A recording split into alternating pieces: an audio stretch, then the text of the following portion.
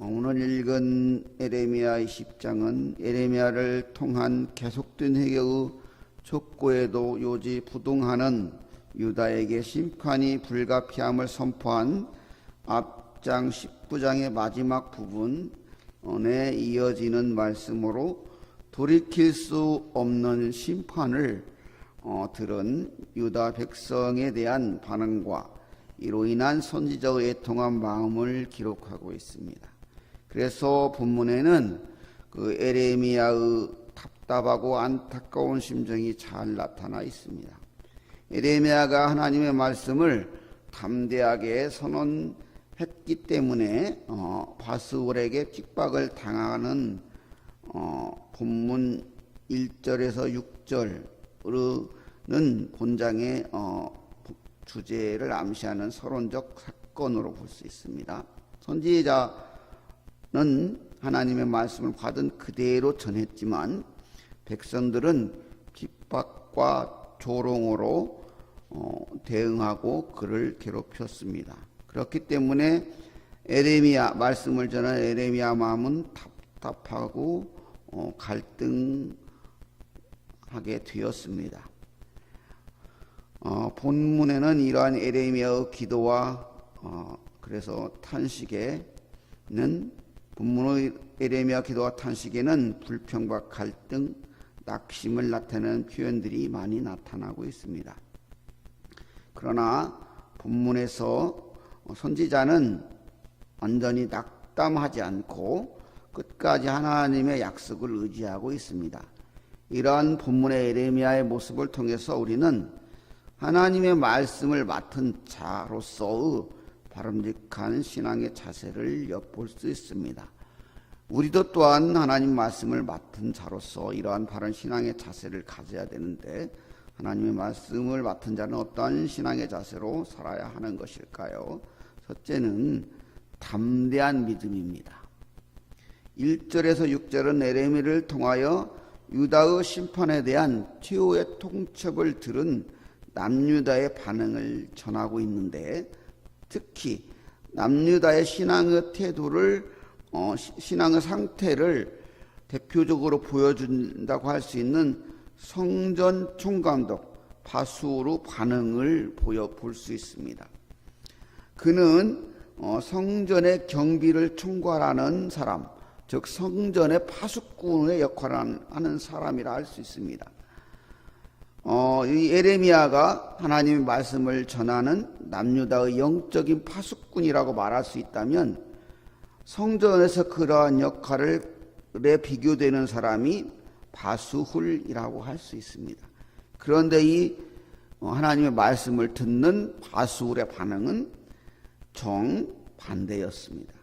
그는 누구보다도 하나님의 말씀에 민감하고 하나님의 말씀이 들려줄 때 이를 중하게 여겨야 될 사람이었지만 에레미야를 통하여 선포된 거짓되고 위선된 파멸을 자처하는 남유다의 신앙의 상태를 밝히는 그래서 회개를 촉구하는 하나님의 말씀이 선포되자 거기에 자숙하고 회개하는 모습 그리고 비통해하는 모습을 취하기는커녕 그 말씀을 선포했던 에레미야를 그 성전문, 그 북문 쪽, 그러니까 베냐민 문이라고 이렇게 하기는 베냐민이 북쪽에 있잖아요. 그래서 북쪽에 있는 그 문 쪽에다가 목에 고랑을 이렇게 채워가지고 딱 꼼짝달싹마다 지나가는 사람들마다 그래서 에레미야를 비웃게 에레미야를 비웃는 것을 끝나는 게 아니고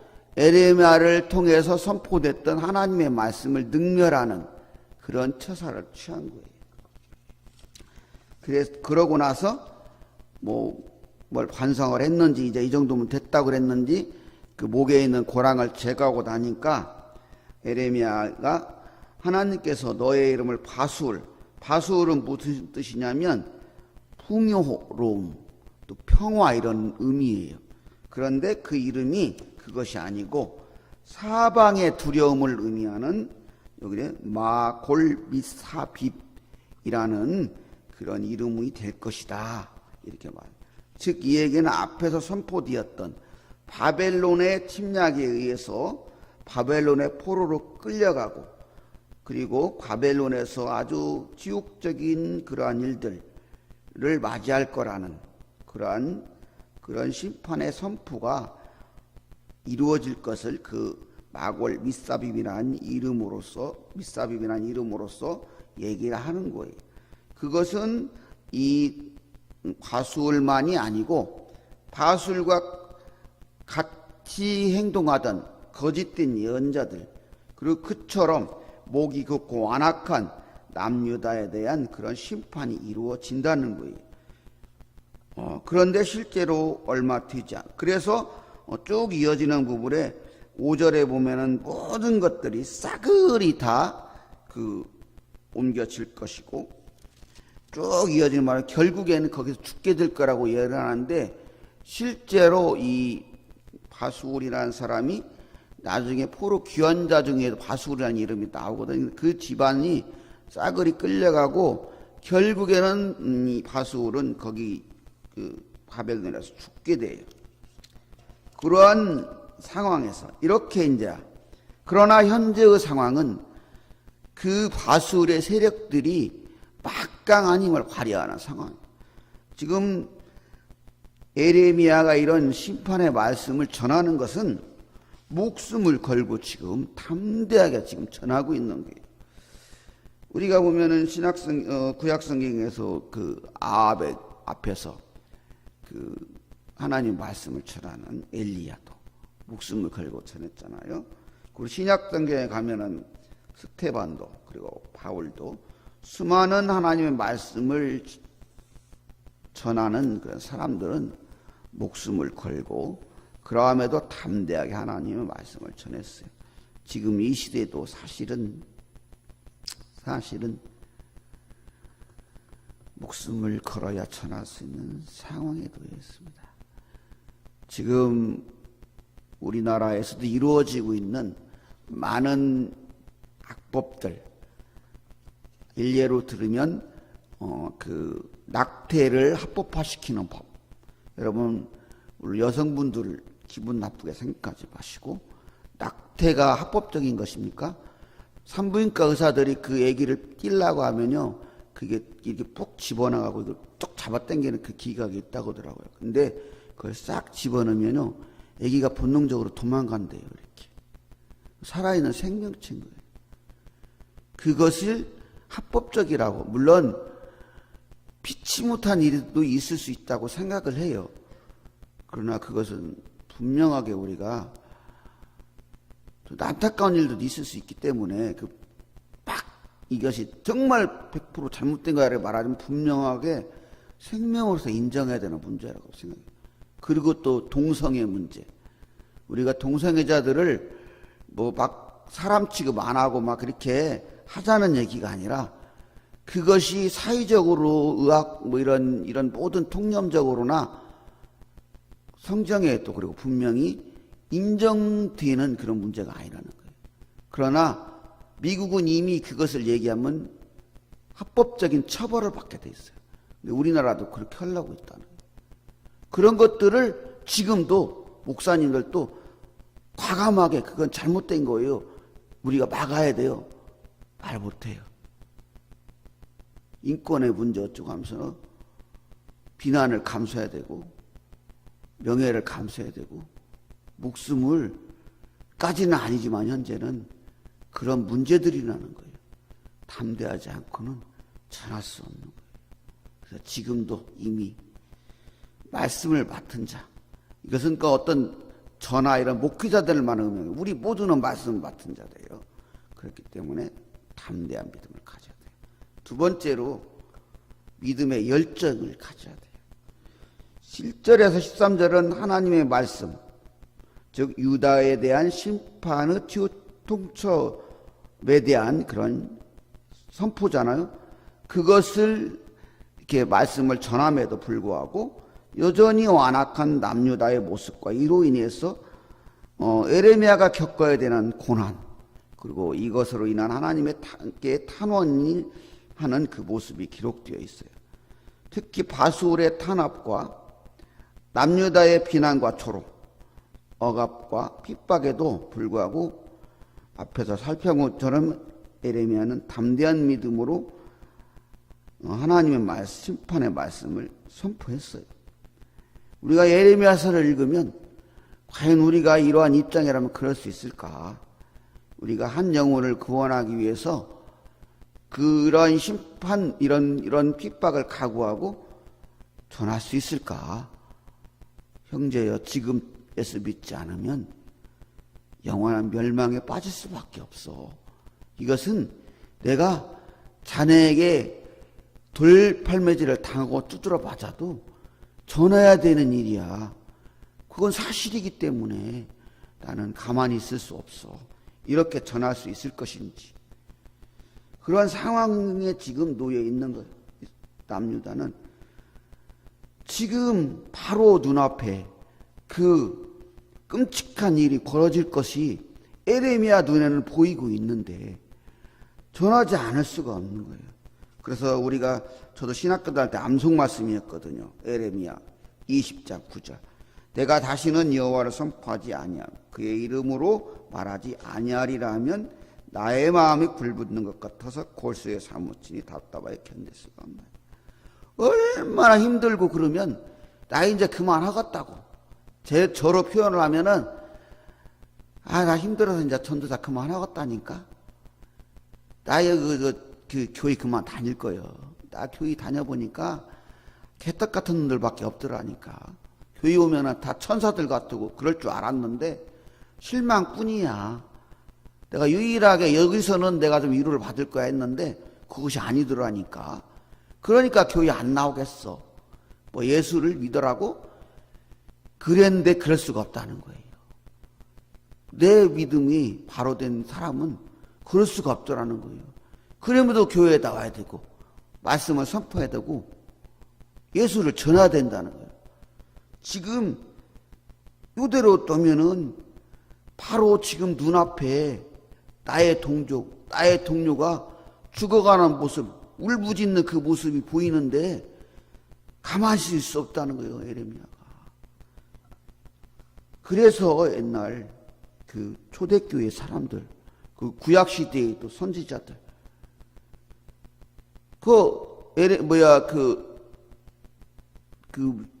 호세아서의 호세아, 그의 하나님의 심정을 고매를 통해서 얘기하려고 하는 거잖아요. 버릴 수가 없어, 그래도. 그렇게 막 아주 진짜 속을 뒤집어 엎는 그 마누라도 버릴 수가 없다니까요. 그 마누라가 이스라엘이고 그 호세아가 하나님이라는 거예요. 그래서 지금 내가 죽을 입장이라도 심판을 선포할 수 없다는 거예요. 근데 분명한 것은 그때 그 당시에 시드기야가 한 5년 정도 될 당시에 그 지금 상황이거든요. 그때라도 상식적으로 이해가 가지 않잖아요. 그 적에게 항복을 하니까 뭐 상식적으로 맞는 얘기예요. 그렇지만 그걸 받아들였다면 시드기야는 눈알이 빠지고 그렇게 당하는 고통을 겪지 않았을 거라는 얘기예요. 실제로 결국에 이제 3차 침공으로 멸망을 할 때 그 느부갓네살의 그 아들이 있거든, 아들도 있고 그 신하가 있는데 그 신하가 이 에레미야를 이렇게 자유롭게 풀어주면서 네 마음대로 하라고 하고 그러거든요, 이렇게. 그리고 그 네겝 족속, 그 족속은 남아요. 하나님의 약속대로. 그렇게 되는 거거든요. 그런 걸 알고 있는 에레미야는 가만히 있을 수가 없는 거예요. 마음이 급한 거야. 지금 이게 보이는데, 그렇기 때문에 그런 믿음의 열정으로 말씀을 전하는 거예요. 다니엘과 세 친구가 그랬잖아요.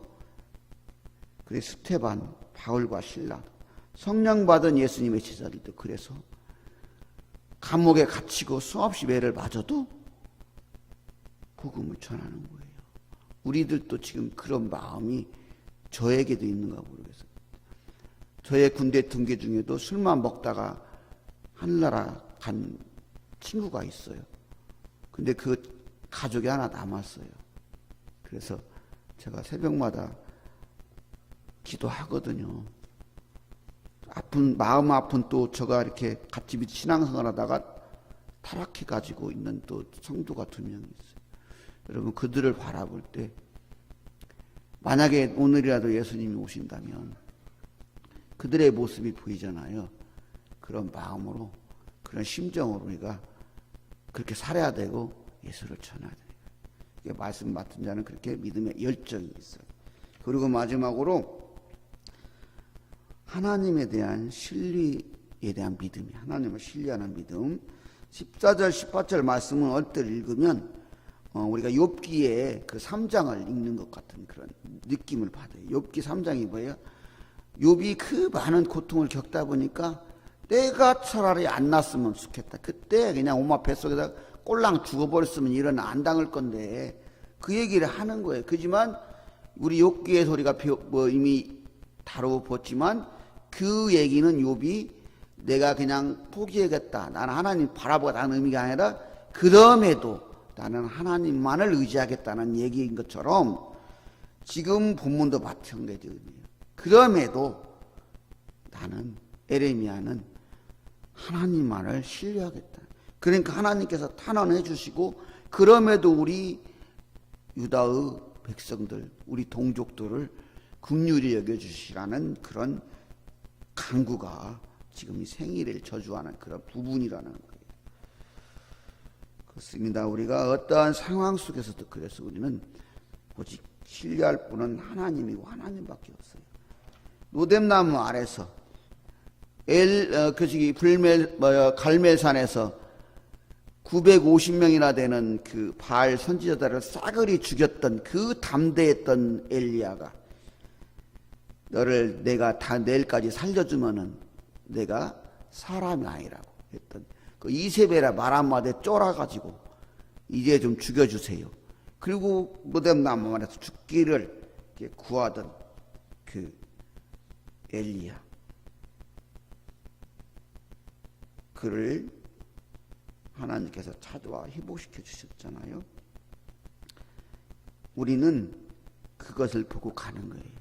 우리가 예수를 믿는다는 것, 신앙이 일어나는 것은 어떠한 상황 속에서도 신랄 같은 그 남은 믿음으로 오직 하나님을 신뢰하는 거예요. 지금 에레미야가 이렇게까지 13절, 16, 8절 읽으면 얼마나 그 에레미야가 지금 이런 낙담하고 있는 그 모습이에요. 그러나 그 모습 속에는 그럼에도 하나님을 의지하는 그 앞부분에서 내가 결국에는 내가 그럼에도 불붙는 것 같은 마음, 나는 하나님을 전할 수밖에 없고 신뢰할 수밖에 없고 또 하나님께서 그렇게 구원해 주시는 하나님이기 때문에 하나님만을 신뢰할 수밖에 없다는 그것을 얘기하고 있는 거예요. 그처럼 우리도 말씀을 맡은 자로서 우리가 가져야 할 믿음의 자세는 어떠한 상황에도 하나님을 신뢰하는 믿음입니다. 본문의 당시 남유다의 사람들은 에레미야의 그 선포, 바벨론에 대한 항복과 투항이 하나님의 말씀이라고 받아들이기가 쉽지는 결코 않았을 거예요. 그러나 믿음의 눈으로 바라본 사람은 그것을 볼 수 있었던 거예요. 지금도 우리에게 우리가 지금 회개하지 않으면 우리 대한민국에게도 그러한 고난이 있을 거라고 말하는 사람이 있어요. 그러나 그럴 수 있어요. 우리가 포기하지 않아야 될 것은 끝까지 포기하지 않아야 돼요. 저는 동성애에 지지 않아요. 적극 반대하는 사람이에요. 물론 그리고 또 그 낙태도 반대해요. 그리고 우리 그 간통법 그거 폐지됐잖아요. 그 문제도 반대하는 사람이에요. 이렇게 말하면 너무 보수주의자이고 막힌 사람이라고 말할 수 있을지 모르겠어요. 그러나 저도 옛날에 정말 운동권도 있어봤고 그렇지만 아무리 보아도 옳지 않은 일인 것 같아요. 저는 그래서 반대합니다. 우리가 신앙의 문제에 있어서 타협하지 않을 것은 어떠한 상황에서 타협할 수 없어요. 그것을 여러분도 분명히 생각하고 우리가 어떠한 상황 속에서도 말씀을 맡은 자로서 정말 온전한 그런 믿음의 모습을 가져야 된다고, 그러기 위해서 담대한 믿음을 가지고 믿음의 열정을 가지고 끝까지 하나님을 신뢰하는 믿음으로 말씀을 맡은 자로서 승리자, 그리고 구원의 은총을 끝까지 잃어버리지 않는 복된 그러한 공산교 성도님들 되시길